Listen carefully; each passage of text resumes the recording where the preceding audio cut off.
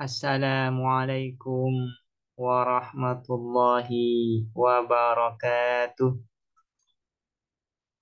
Bismillahirrahmanirrahim. Alhamdulillahi rabbil alamin. Wabihi nasta'inu ala umuri dunya waddin. Wassalatu wassalamu ala ashrafil anbiya'i wal mursalin. Sayyidina Muhammadin wa ala alihi wa sahbihi ajma'in.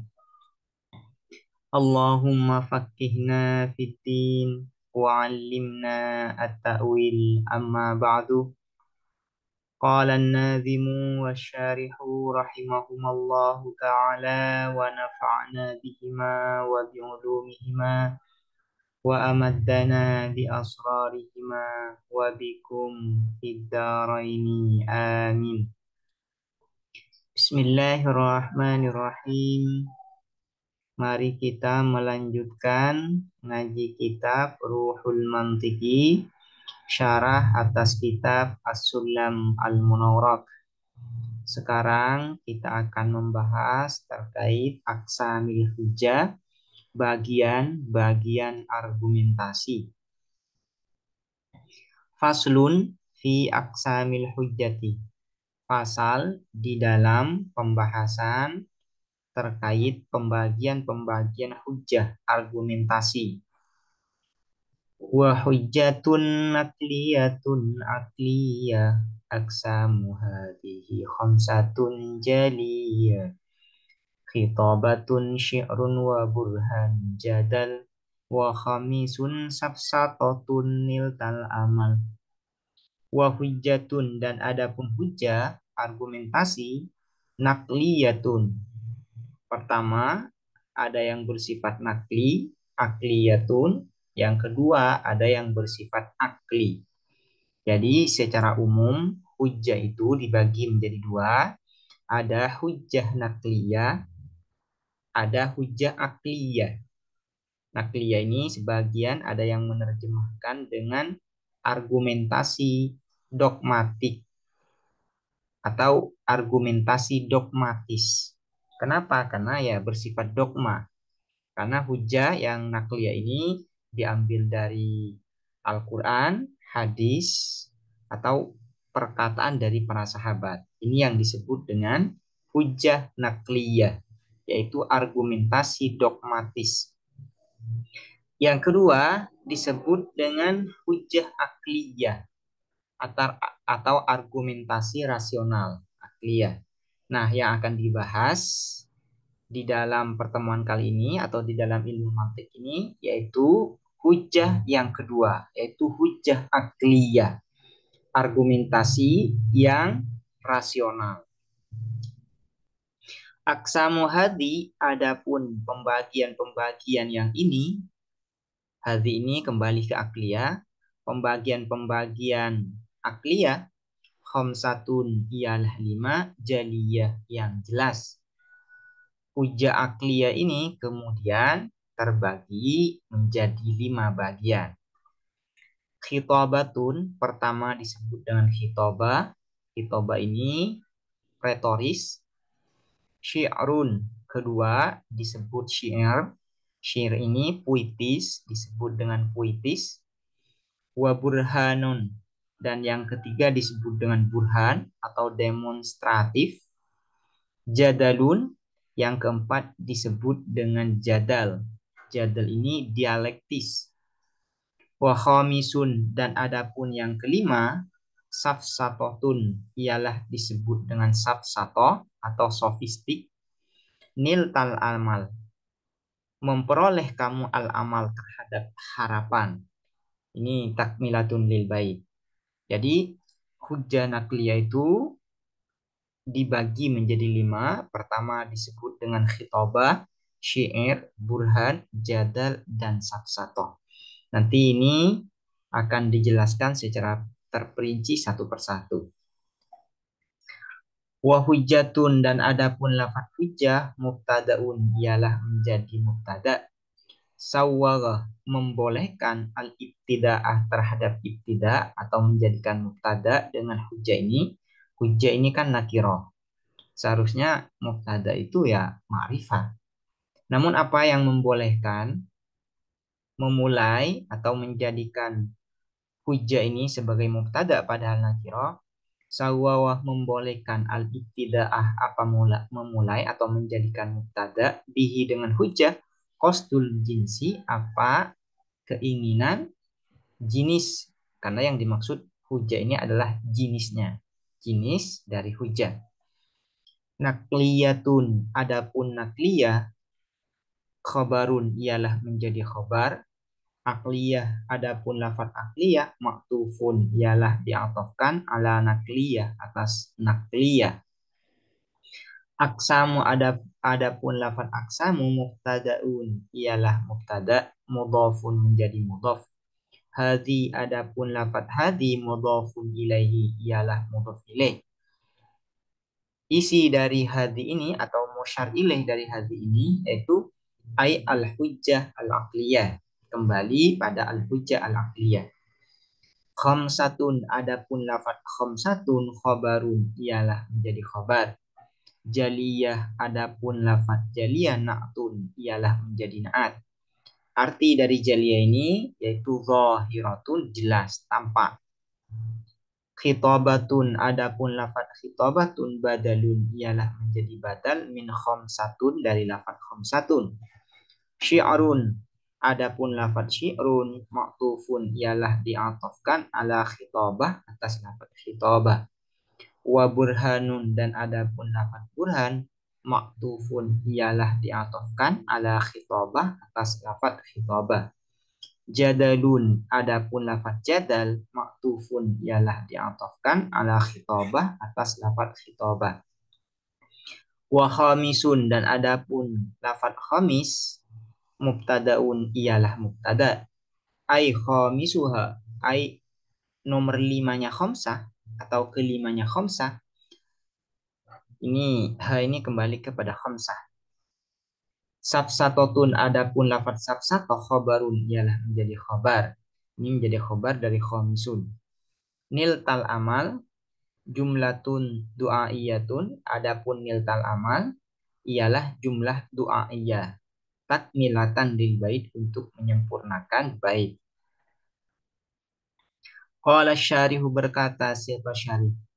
Syara'a memulai an-nazim, siapa nazim, fi bayanil hujjati, di dalam menjelaskan hujjah, argumentasi. Apa yang dimaksud dengan hujjah ini? Ai ad-dalil, dalil.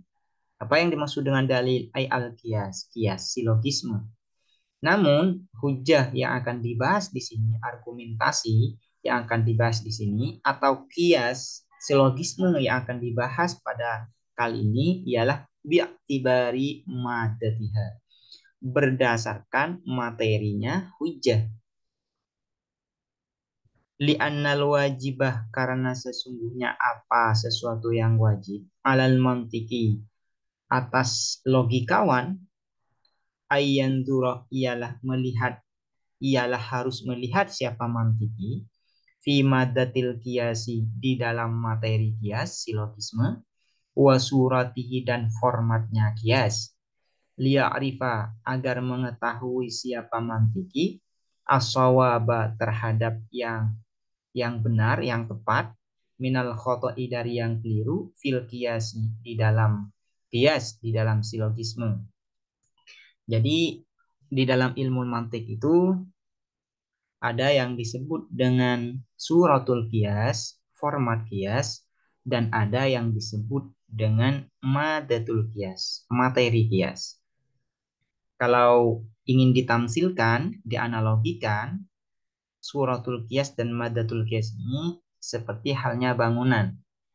Bangunan itu kan ada yang disebut dengan format atau bentuk bangunannya, dan ada yang disebut dengan bahan bangunan atau materi bangunan. Materi bangunan itu kan yang terdiri dari semen, bata, kayu, dan sebagainya. Itu disebut dengan madah, disebut dengan bahan, disebut dengan materi.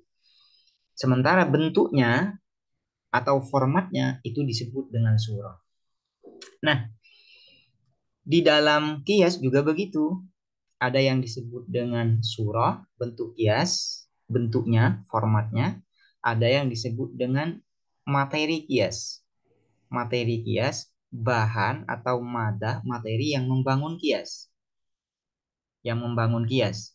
Nah, suratul kias ini sebagaimana sudah dijelaskan sebelumnya, yaitu ada yang disebut dengan kias iktironi, ada yang disebut dengan kias istisnai.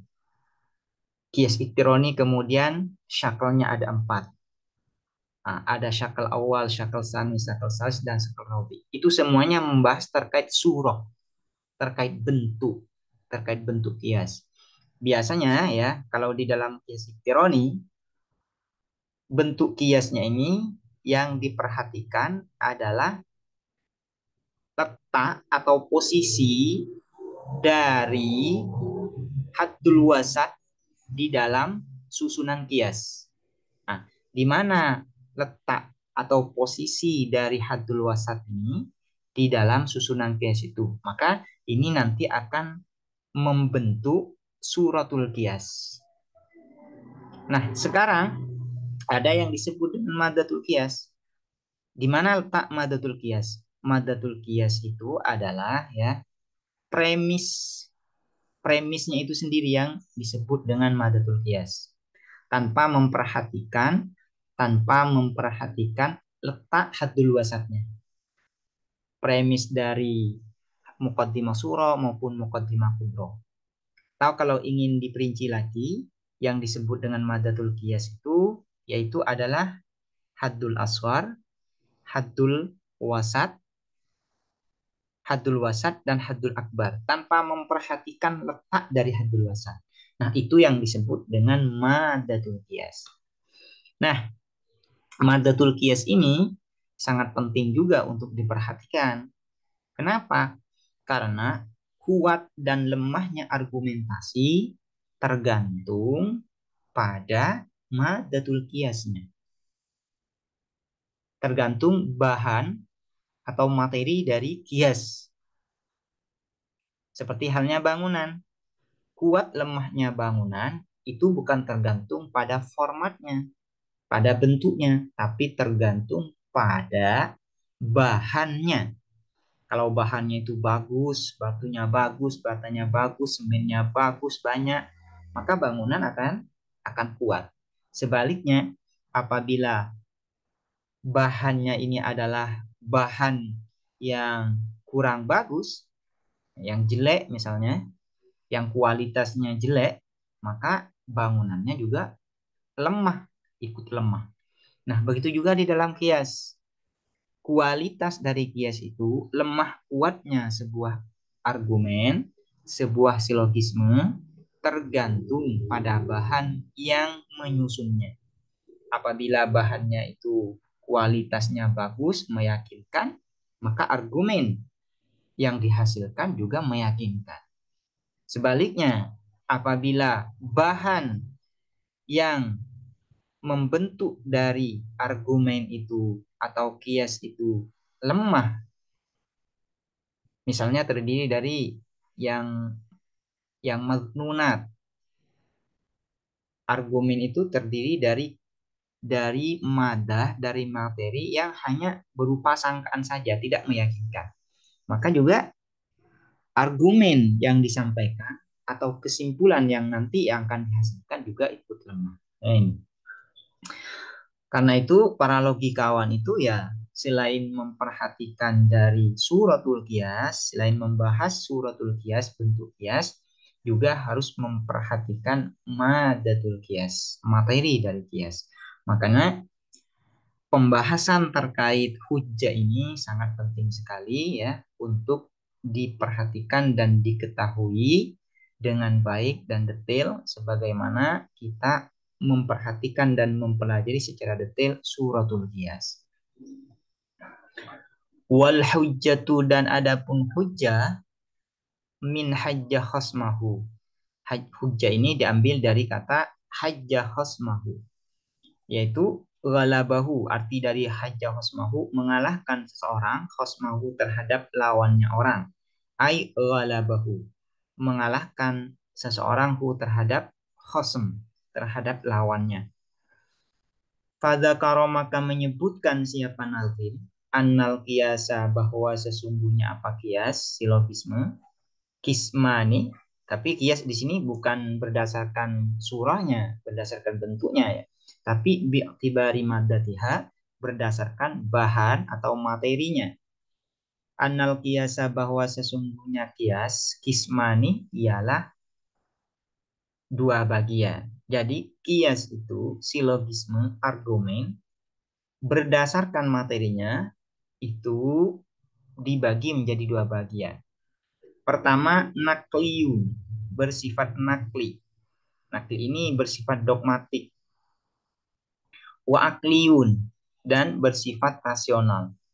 Fan nakli, maka adapun nakli, huwa adapun nakli, ma adalah sesuatu, ma ini isinya adalah kias, kanat yang ada, madatuhu apa materinya ma, makhudatan ialah diambil, minal kitab dari kitab, was sunnati dan sunnah, wal ijma'i dan ijma, konsensus para ulama.